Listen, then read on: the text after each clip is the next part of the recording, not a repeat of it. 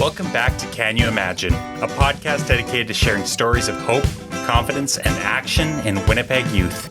CanU Imagine is hosted by Roger Berrington, Executive Director of CanU Canada, and myself, Daniel Reimer. On today's episode of CanU Imagine, we'll be chatting with Divya Sharma, a grade 12 student at Fort Richmond Collegiate.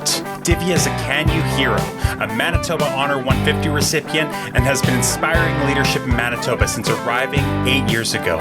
Stay tuned to hear more of Divya's incredible story.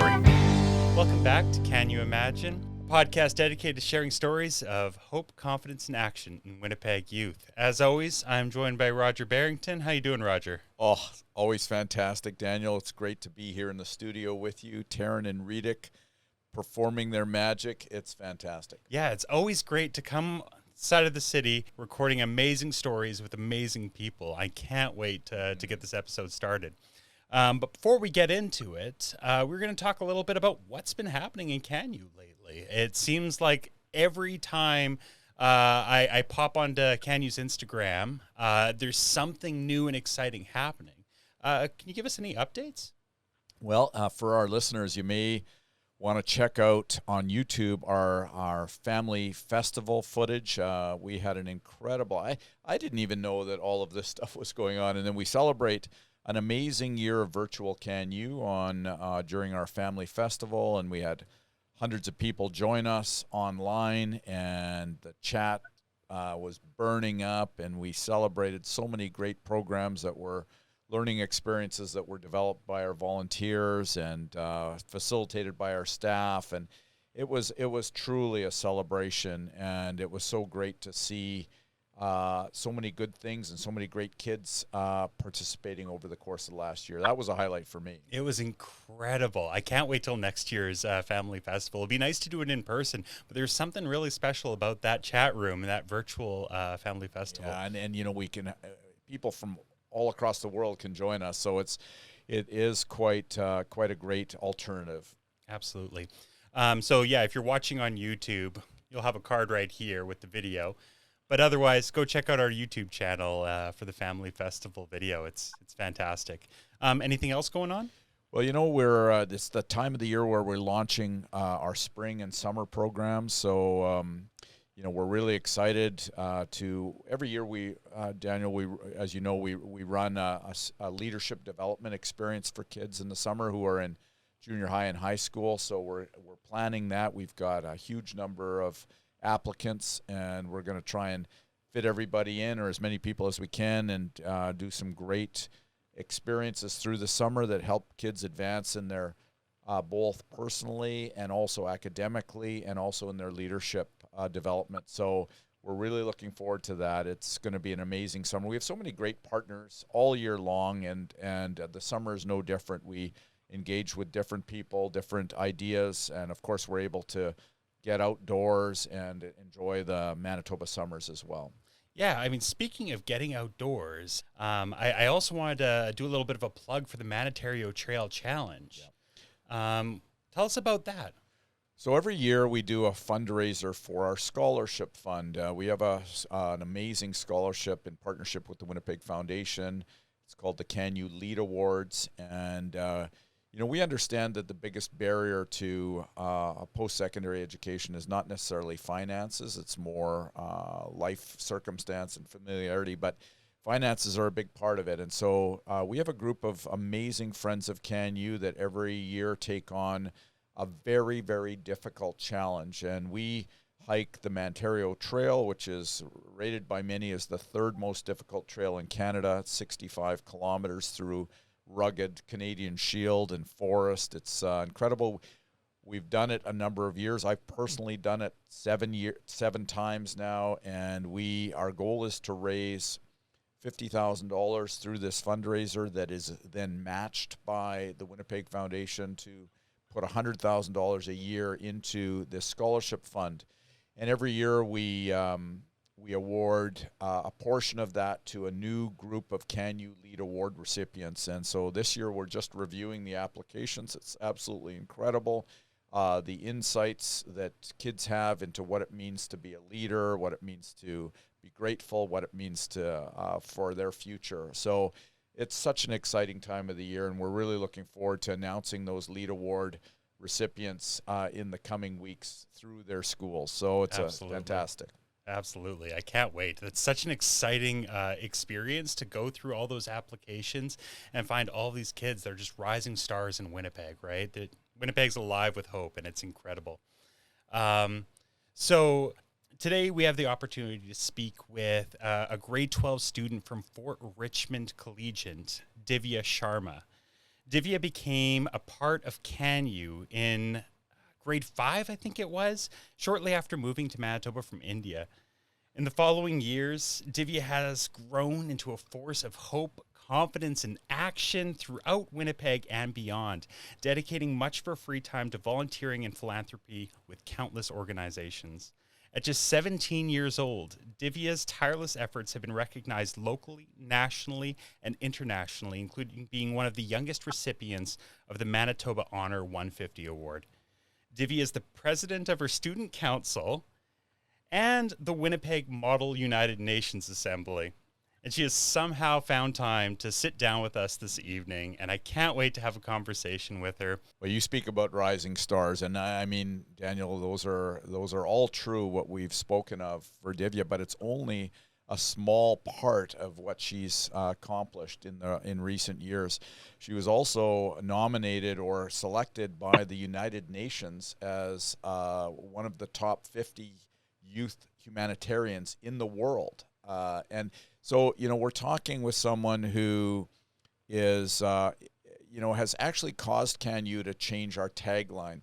We right from the get-go believed that our job was not just to provide mentors and amazing learning experiences to kids from Winnipeg with incredible potential, but we really, underneath it all, we wanted to inspire hope and confidence. We knew that, you can impart skills and knowledge, but, really the fundamental thing to ensure success in the future is if a person has hope to establish, goals for their future, pathways to get there, the resilience required when things get in the way, but also the confidence to go after it and to seize the opportunities that one has.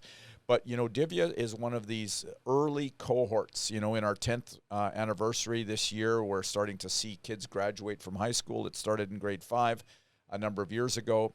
And Divya is so active as a young leader that we thought, we're also inspiring action, or we want to inspire action. So our new tagline for those of you out there is to CanU, inspiring hope, confidence, and action. And it was Divya who, thank you, Divya, for inspiring us to think bigger than we thought before. And that was your example that did that. So first of all, Roger, that means a lot, and I'm so glad that I'm able to accomplish that, starting with CanU. I think CanU has really given me the opportunity to leave my mark on certain things that I never thought were possible, and that's just it. I feel like CanU started instilling the idea of hope and confidence in me from a very, very young age, and today I'm able to inspire action, and I think I'm first of all, I'm so grateful that I'm able to contribute to such a huge cause, and I'm grateful that you saw that within me, just because in a world where we live, young people are sometimes put down because of their age, but that's so beyond what CanU is. I feel like CanU looks at that as a opportunity to grow individuals, to see a future leader or a leader of today in them. And I think that's what is so meaningful to me. And I'm once again really incredibly proud and humbled to have been added to that legacy tagline. Thanks, Divya, for that, and I'm so glad that you recognize that CanU is about believing in the future in kids and giving them opportunities and, in fact, responsibilities. And we can see that Divya is wearing a special hoodie today. It's the Hero hoodie. There's only 2 people in the world who have earned the Hero hoodie, and Hero is an acronym for 4 positive psychological capacities: hope, efficacy, resilience, and optimism. And we believe that as we encourage people, kids, to grow in these areas, they are literally going to become heroes. And Divya is a great example of that. And Divya, it's so great too that you mentioned the Be History Award. That was something that we added to the CanU Lead Award family last year with our amazing friends over at Zwieke. Ogo and Brian are incredible leaders in our Winnipeg community, and they initiated this new recognition for young leaders, high school and university students who want to, like you say, leave their mark on history and are doing something about it. And let's dig into that, Daniel. Let's begin to explore some of these amazing ideas that are, manifested through Divya's life. It's an incredible story. Definitely. And I think it's important to, go a couple steps back and find out where you come from, Divya. What's your backstory? Okay, so as you said, I was born and raised in India, and I had immigrated to Canada in 2014 in grade 5. And I think that's the period in time where you're just starting to explore who you are. You finally start to, get involved in certain things, and you have that sense of independency, if you will. You start going to little sports.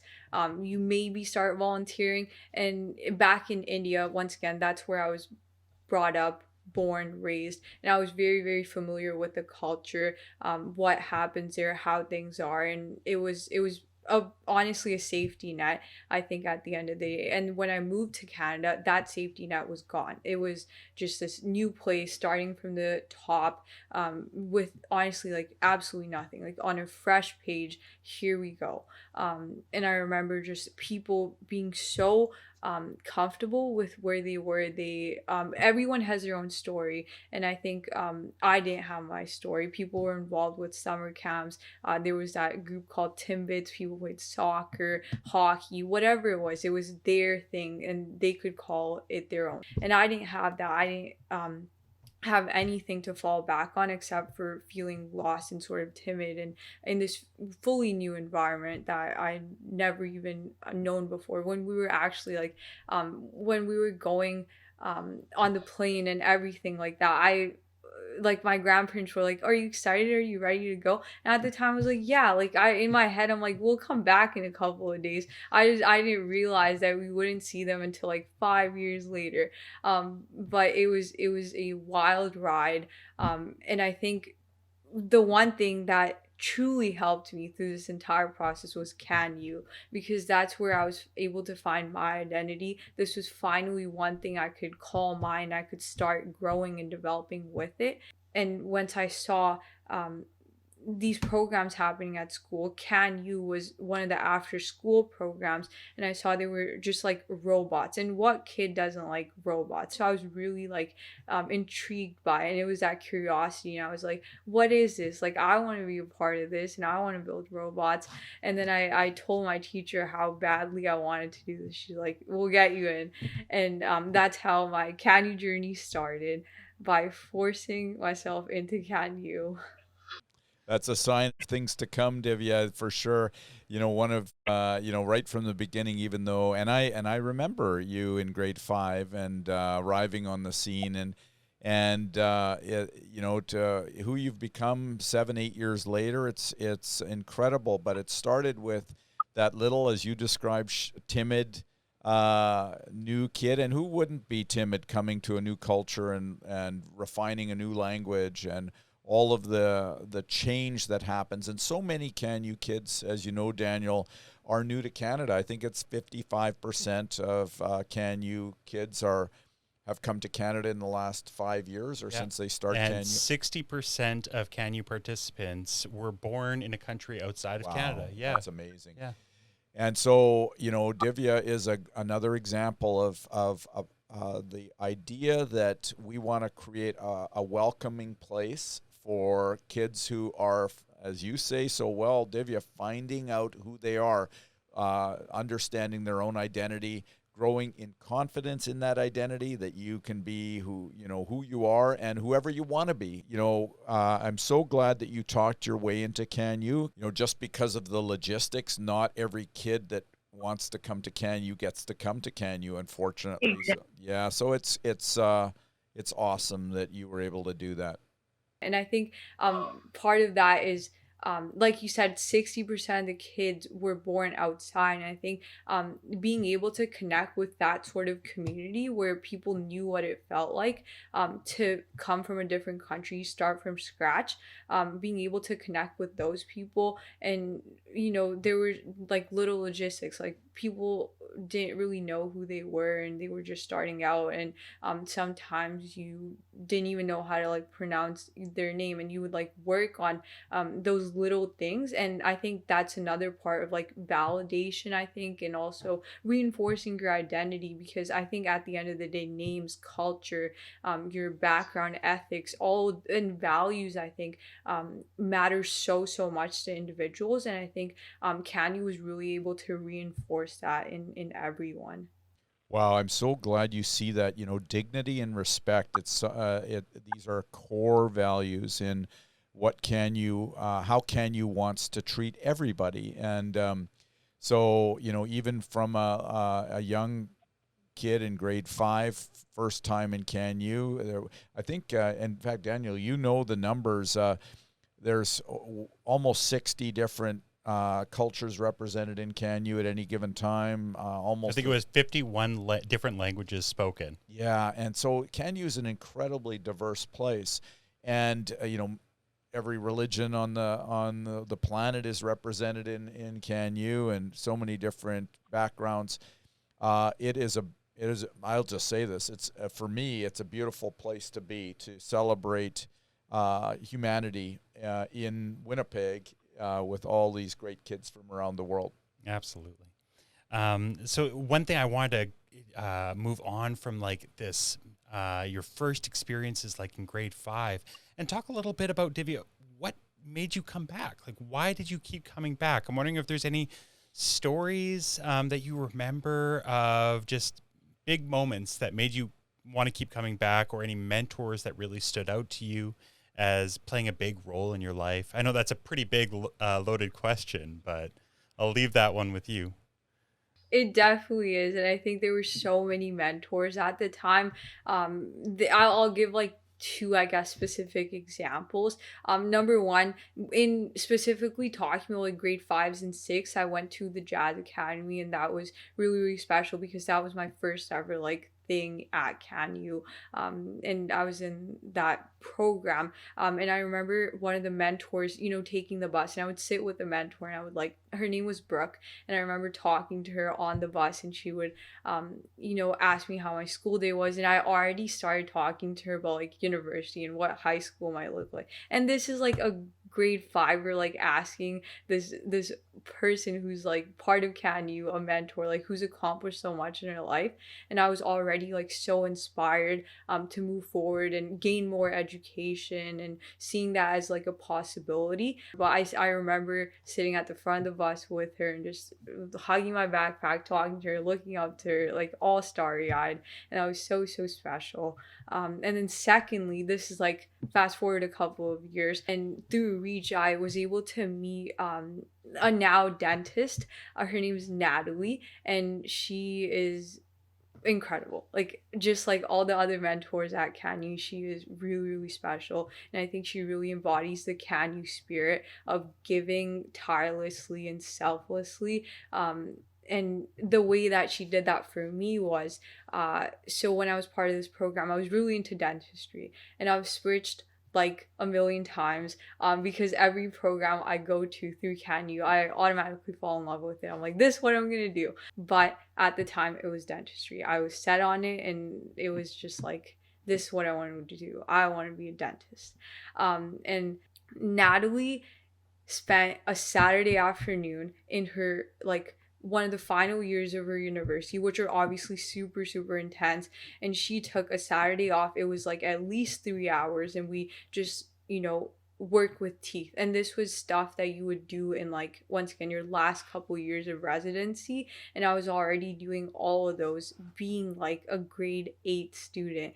And I, once again, like that idea of seeing possibilities and having that that confidence in yourself to be able to be in those shoes at such a young age was absolutely so special.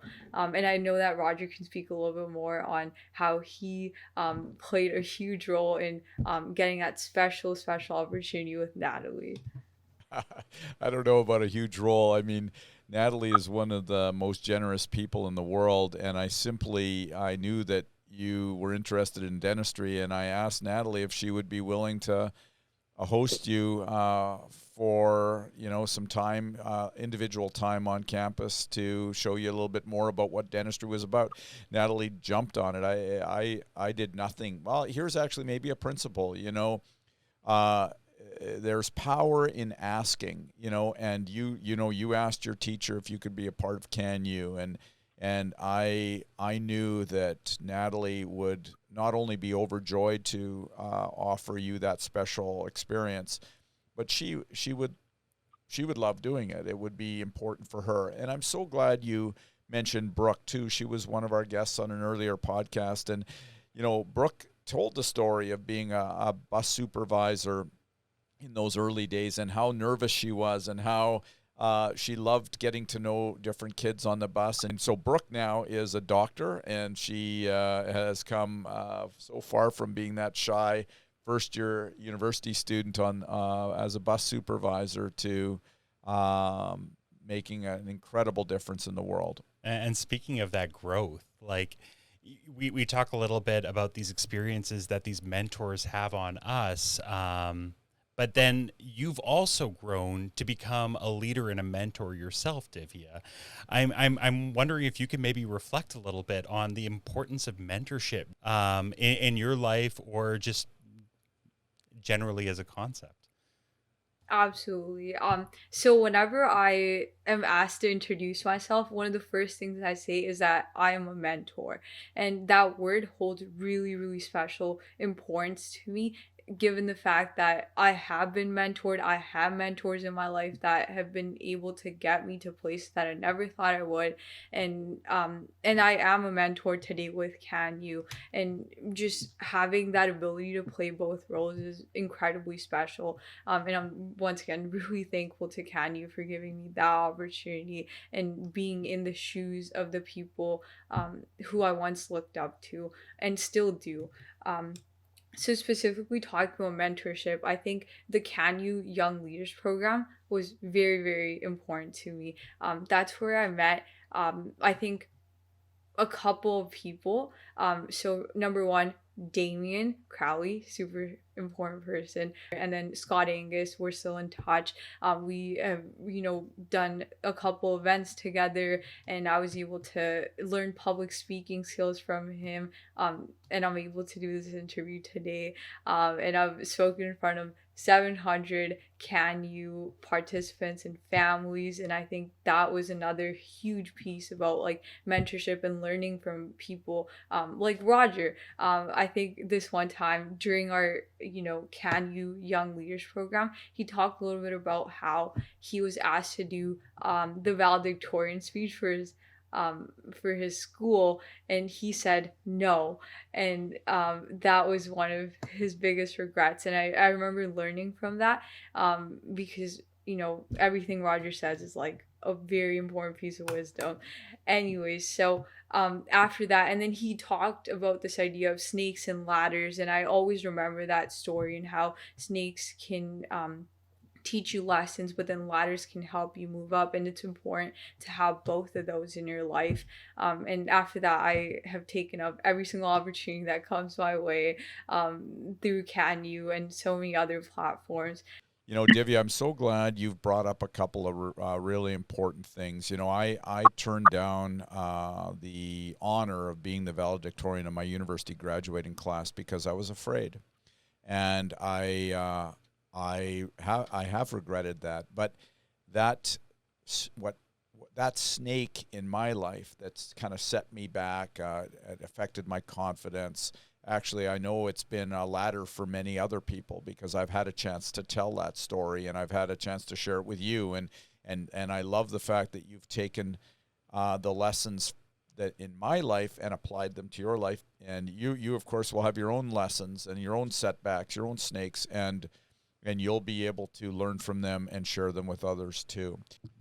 Well, Divya, like, we've talked a little bit about where you've come from, who you were, who you are, and who you're becoming, and again, we mentioned off the top some of the amazing things that you've had the energy and conviction to tackle. You've been involved with the Winnipeg Foundation Youth and Philanthropy Program, which is just an incredible high school initiative here in our city and beyond.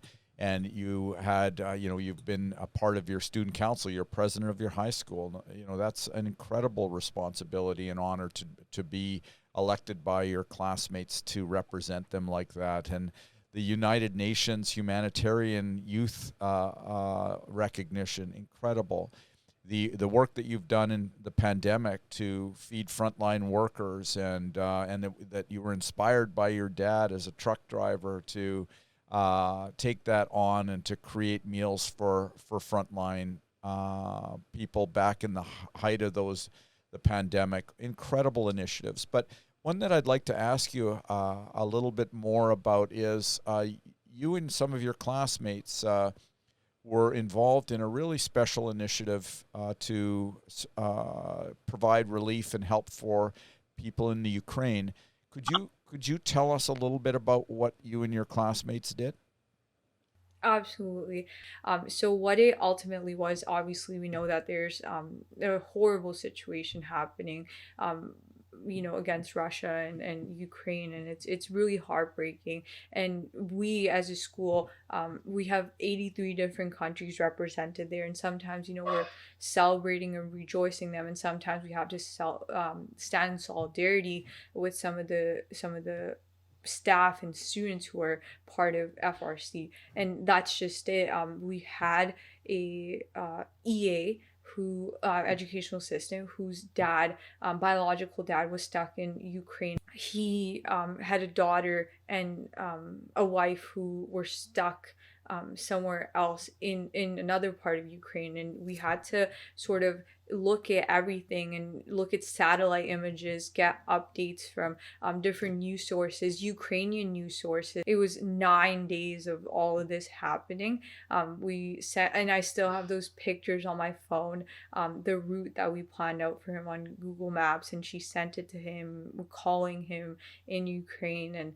And several days later, we found out where he was going. That place was bombed, but he was just like a couple kilometers away from where it had happened. So it was very like heart-wrenching, and it was a very emotional roller coaster ride. And our EA had said that if you're able to save his life, great, but if you're not, please don't feel that onus on you. And I think that's, once again, easier said than done. And if something had happened, I would have felt absolutely terrible. But I'm glad everyone, she was safe, his daughter was safe, his wife was safe, and that honestly meant a lot. Like, saving someone's life, I think that's huge, and you don't get to do that every day. So it's one of those stories that I'll always remember. And we, as always, we wanted to do more. We wanted to help directly. How can, some people want to go there, volunteer, and that's, in its own right, a huge sacrifice. But we're students, and we wanted to do something from the safety of Canada. So we actually made pierogies, and there were just a couple students from FRC, a lot of Ukrainian students, and once again, students from all different ethnicities.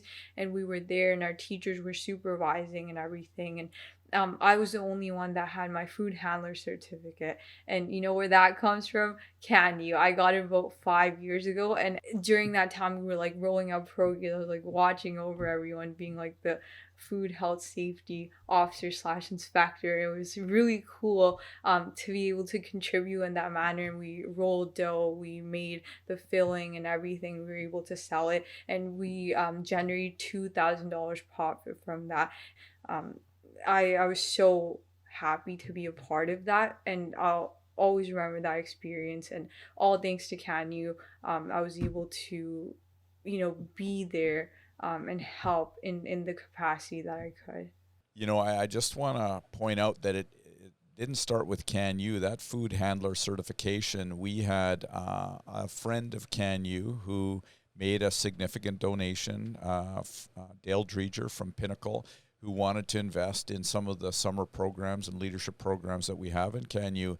And, you know, when you think, well, we'll host a food handler certification workshop for CanU kids, and there were about 20 kids who were able to take it, and because we had this little budget for it. And we've heard many stories of kids getting a part-time job at a restaurant, or because they stand out from other 16-year-old kids when they have food handler certification, or 15-year-old kids. And I love that little initiative did more than just prepare you to be the food inspector in that fundraising project, but gave you confidence and great joy, and it is a part of who you are now. And for our listeners, I think it's worth mentioning that what these FRC high school students did with uniting that gentleman with his daughter and wife, they were literally in live time guiding him past obstacles and security roadblocks, and telling him which way to go and which way not to go over a 9-day period, and he got to safety. You know, and again, I want to shout out to the teacher of that class who could see an educational opportunity that was a little different than what the curriculum would have asked for, and to be able to embrace the enthusiasm and the passion and the compassion of that group of high school students and turn it into a learning experience. I love that. And so kudos to you and your classmates. I know it was truly a team effort, Divya, where it was a group of people that had to collaborate and work together to solve a very significant challenge. And I love how you see CanU in that as an organization, and kind of how we want to invest in amazing youth like yourself. So, Divya, such incredible stories and such an inspiration to see how far you've come in just the short time you've been in Canada. It feels like it must have been just yesterday you got here. You have so much in front of you. What are your plans next year? You're graduating pretty soon. What are your plans next year for schooling and way into the future? Thank you for that question, Daniel. I think it's really important to talk about the future. And I've always said this, youth are not only the future, but they're the leaders of today. And that's what I ultimately hope to become. I hope to continue my leadership, whether that's throughout university. I'll be going to the University of Manitoba next year, where I'll be, following what I did at CanU, where I first stepped foot on the university campuses, and I know that'll be super special. Once again, little things that come up in my life, always connected to CanU, and here we are yet again. So I'll be doing my political science degree there, which I am very, very excited for, and through that, I hope to spiral into potentially working for the United Nations. I know that they are huge on international leadership, and I hope to continue the spirit of world leadership, global citizenship, making a change locally, but also internationally, and taking this idea of youth growing into leaders and becoming leaders of today through all the opportunities that I'm presented. In terms of what I'm currently doing is a couple of initiatives. I am currently on the Asian Women of Winnipeg board. I'm on the Women's Winnipeg Conference Committee, which are two, I guess, big initiatives that I'll be continuing to follow suit in. I'm also helping out with organizing the Model United Nations through the Rotary Club of Winnipeg next year, which I'm super excited for. And I hope to once again continue having these leadership opportunities. And my favorite one, being a mentor at CanU next year if I get accepted. Yeah, you're gonna have to apply. You're gonna have to apply. I know. Yeah, I'll take that back. Well, you might have a chance if you make a really good application and have good references. I knew it's pretty tough. Divya, thank you so much for joining us. Your stories are always so inspirational, and I can't wait to have you on for part 2 in the near future. This has been incredible. Awesome. Yeah, thanks, Divya. This has been such a joy. And I'll just say this personally. I'm so proud of you. You embody everything that I envisioned CanU to be, and it wildly exceeded that. And so you've inspired me to dream even bigger dreams for what CanU can do with kids for many, many years to come. Thank you for listening to episode 5 of CanU Imagine, a podcast dedicated to sharing stories of hope, confidence, and action in Winnipeg youth. CanU Imagine is made possible with the production help from Tarun and Reetik Kumar. Make sure you hit that subscribe button so you don't miss a single episode. I'll see you next month.